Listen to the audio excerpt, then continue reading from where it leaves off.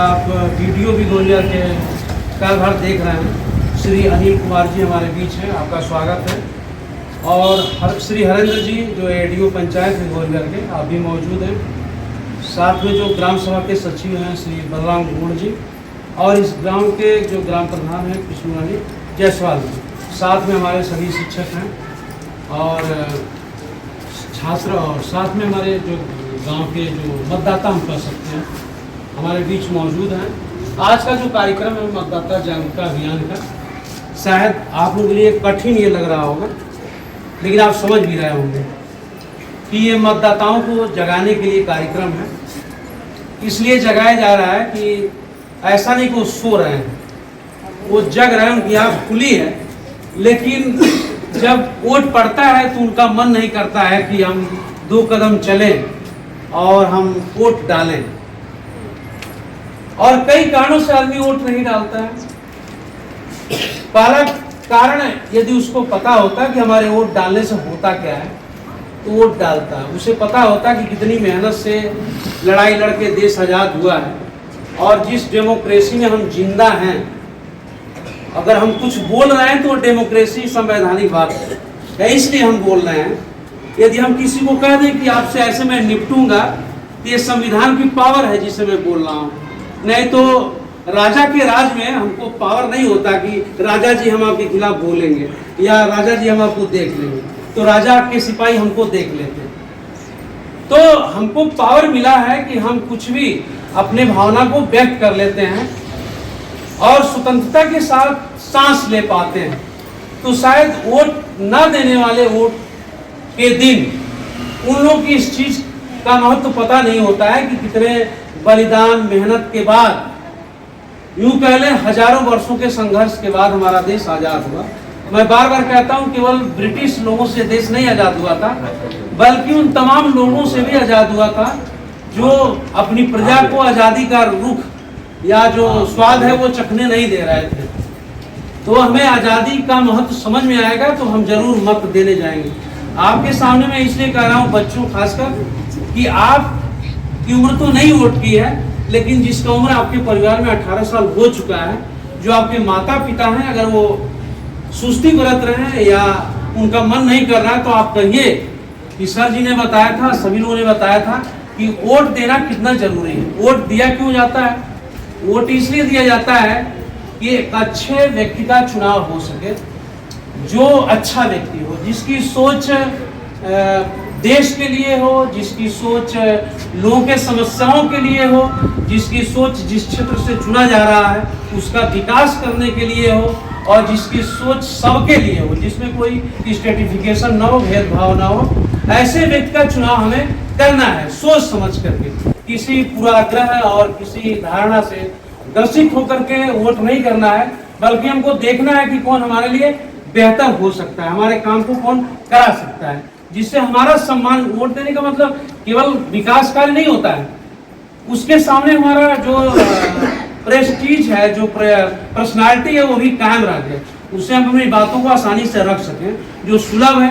इन सब बातों की जानकारी देना जरूरी है, इससे हमारे देश की रक्षा होती है। क्योंकि जिनको हम चुनते हैं वो चुन करके जाते हैं, कहाँ बैठते हैं? देश की बड़ी पंचायत में। जैसे आपको कुमार साहब लोग पढ़ाते हैं ना, बताते हैं गांव की पंचायत होती है, ये ग्राम सभा के प्रधान जी हैं, तो ऊपर जो पंचायत है बड़ी वाली, और नीचे वाली जो छोटी पंचायत है वहां हम लोग बैठे हुए हैं, और दोनों पंचायतों की शायद समान ताकत है। इन्हीं पंचायतों से चुन करके उस महापंचायत के लिए भेजे जाते हैं जो खड़े हैं, जिनको हम कहते हैं कि यह एमपी का चुनाव हो रहा है, मेंबर ऑफ पार्लियामेंट की। तो वो लोग उस पंचायत में जाते हैं, जिस तरह से प्रधान जी अपने सारे लोगों के साथ, वीडियो साहब के साथ मिलकर, एडीओ पंचायत जी के साथ, और जो भी कर्मचारी हैं उनके साथ मिल करके, जो ग्राम के सदस्य हैं उनके साथ मिल करके एक रूपरेखा खींचते हैं कि किस तरह से इस गांव में सड़कें बने, नाली बने, लोगों का आवास बने, शौचालय बने। उसी तरह से उस देश के पार्लियामेंट में दिल्ली में बैठ करके वो लोग पूरे देश का नक्शा बनाते हैं कि हमें कहाँ विकास करना है, कहाँ क्या करना है, और जिसको हम चुनते हैं वो पूरे जो हमारा लोकसभा क्षेत्र होता है उसका वो नक्शा बनाता, तय करता है। तो यदि हम बेकार और नाखादा आदमी का चुनाव कर देंगे तो वो चिंता नहीं करता है, वो दूसरी बातों को बरगलाता है, स्ट्रेटिफिकेशन पैदा करता है और जनता की उसकी ज़्यादा फिक्र नहीं होती। तो हमें चुनाव में बताना है अपने गार्जियन को कि ऐसे व्यक्ति का चुनाव किया जाए जो बेहतर हो, सोच हो और जिसके बारे में अच्छी तरह जानकारी हो। इसमें अपने यहाँ कुछ ऐसे चले गए तो ये पढ़ने की कोशिश की जाएगी कि वो लोग स्व प्रेरित नहीं थे या उनका जागरण उनके भीतर नहीं था उस तरह का। तो महत्व केवल वो समझ अगर नहीं रहे तो उसके घर के परिवार के बच्चों को भी महत्व बताना है। इसी संदर्भ में आज की बैठक और हमारे बीच इस विद्यालय के सभी हमारे शिक्षक भी मौजूद हैं, आपका भी स्वागत है। तो हम और भी ज़्यादा पंचायत के अनुभवी व्यक्ति रहे हैं, इनको प्रतिनिधित्व करने का अवसर भी मिला है। राजकिशोर सिंह जी आ पाए और वोट की महिमा भी बताएं। आज इस स्वीप कार्यक्रम की अध्यक्षता कर रहे हैं डी साहब, परियोजना निदेशक महोदय देवरिया एवं गौरी विहार विकास खंड के एडीओ पंचायत साहब, इस गांव के प्रधान जी, हमारे विद्यालय के समस्त शिक्षकगण, शिक्षिका बहनें, गांव से आए हुए तमाम मतदाता, प्यारे बच्चों, ये जो कार्यक्रम है बहुत महत्वपूर्ण कार्यक्रम है। और दिनेश 1000वीं ईस्वी या 1000 से पहले 1100-1200 ईस्वी में जब इस देश पर लोगों का आक्रमण हुआ तो आक्रांता राजा के घर तक पहुंच जाते थे और बीच में उनका कोई विरोध नहीं होता।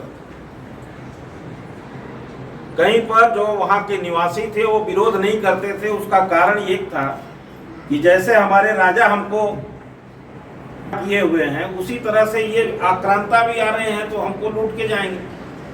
अगर हमारे यहाँ जो हमारा राजा है वही हम है, जब खेत में अनाज पैदा होता है तो वो उसको लेने के लिए आ जाता है।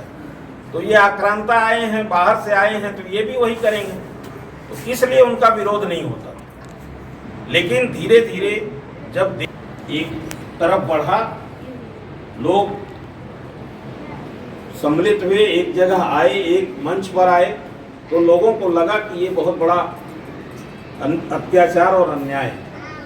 इसी को लेकर के भारत के जो हमारे पूर्वज थे उन लोगों ने लड़ाई लड़ी और अंग्रेजों के शासन में अंग्रेजों से मुक्ति प्राप्त की और भारत का एक संविधान बना। संविधान जवान है चाहे बूढ़ा है, सबको एक अधिकार दिया गया और वो है मताधिकार, कि हर व्यक्ति चाहे वो गरीब है चाहे अमीर है उसको वोट देने का अधिकार है। कोई ऐसा नहीं है कि जिसकी उम्र 18 साल हो और वोट का अधिकार न हो। लेकिन हम इतने जागरूक हैं, इतने के बाद भी कि अभी आप गांव में जाएंगे तो 18 साल से ऐसे बहुत सारे लोग मिल जाएंगे जिनका वोटर आईडी कार्ड नहीं बना। वो बनाने के लिए भी जागरूक नहीं है कि हमारा कम से कम एक आइडेंटिफिकेशन वोटर आईडी कार्ड बन जाए और हम वोट दें। और जिस दिन वोट डालना होगा उस दिन वहां से आएंगे और कहेंगे कि हमारा वोट ही नहीं बना या हमारा वोट काट दिया गया। तो अभी भी हमारे जो बच्चे हैं, हमारे प्रधान जी हैं, जो इस गांव के लोग हैं, सबसे आग्रह है कि अभी भी वोट नए बन रहे हैं। जिनका 1 अप्रैल 2024 को 18 साल हो गया है उनके भी वोट बन रहे हैं। तो जो भी अभी भी छूटे हुए हैं उनका तो पहले वोट बन जाए।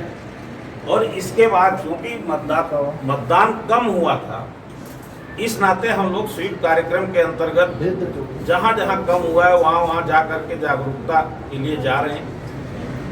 तो सभी बच्चों से हमारे माननीय प्रधान जी हैं, अभी प्रधानी का वोट होता तो यही परसेंटेज 80% पहुंच गया। आखिर ऐसी कौन सी चीज आ जाती है जो एक वोटिंग में 80% 85% पहुंच जाता है और 1% आ जाता है 50%।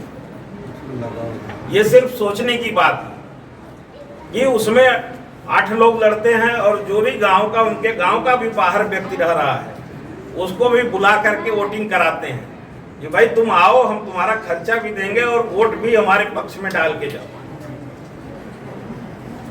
आज जब लोकसभा और विधानसभा का वोट होता है तो वो परसेंटेज बहुत कम हो जाता है, वो 50% 52% पर आ जाता है। आप कभी सोचिए कि जिस देश में, जिस गांव में आधे लोग वोट नहीं दे रहे हैं, आधे लोग मताधिकार का प्रयोग नहीं कर रहे हैं, जैसा कि गुरुजी ने कहा कि जब 50% से 40% पर आ जाएंगे, इसका मतलब है कि लोगों को डेमोक्रेसी या लोकतंत्र पसंद ही नहीं है। और उस 50% में भी 15 लोग खड़े हैं। आप सोचिए कि 20%, 22%, 25% वोट पा करके लोग विधायक और सांसद बन रहे हैं। वो 5 साल जैसे चाहते हैं वैसे चलाते हैं। अगर यही परसेंटेज 70%, 80% पर हो तो शायद अच्छे लोगों का चयन हम लोग कर सकें। तो आज आवश्यकता इस चीज की है कि हमको ज़्यादा से ज़्यादा लोगों को घरों से निकाल करके और उनको यह बताना है कि भाई वोट डाल के आइए, तब खाना खाइए। जो भी हमारे इस गांव की माताएं बहनें यहाँ हैं, उन लोगों का दायित्व तो है कि पहले सवेरे वोट डालें और इसके बाद तब घर में खाना बने। लोगों को नाश्ता तब मिले जब वोट पड़ जाए। तो आज सभी लोगों का दायित्व है, हमारे बच्चे हैं गांव में जाएं, अपने घर में, घर के अगल बगल उनके पड़ोसी जो लोग हैं उनको ये बताएं कि भाई वोट 1 जून को पड़ेगा। तो सबका दायित्व है कि 1 जून को वोट पड़े। अभी आज सुबह मैं टहल रहा था तो वहाँ कुछ लोग चर्चा कर रहे थे, यार 1 जून को वोट पड़ेगा, वैष्णो देवी जाना है। तो हम लोगों को छुट्टी 3-4 दिन की अच्छी मिल जाएगी, इसी में हम लोग वैष्णो देवी होते हैं। यानी दर्शन महत्वपूर्ण है, वोट महत्वपूर्ण नहीं। जो अधिकार हमको मिला है वो जरूरी नहीं है, हमको वैष्णो देवी का दर्शन जरूरी है। अगर हम वोट दे दें, एक दिन 1 तारीख को वोट दे दें, इसके बाद छुट्टी है, हम जाएं, जहां जाना है आप जाइए। लेकिन अगर मताधिकार का प्रयोग करते हैं तो एक आत्मसंतुष्टि मिलती है कि हमने जिसको वोट दिया है वो सही आदमी का चुनाव करने के लिए वोट दिया। और ये आत्मसंतुष्टि हमको आखिरी तक बनाए रखती है कि हम अपने मताधिकार का प्रयोग करते हैं।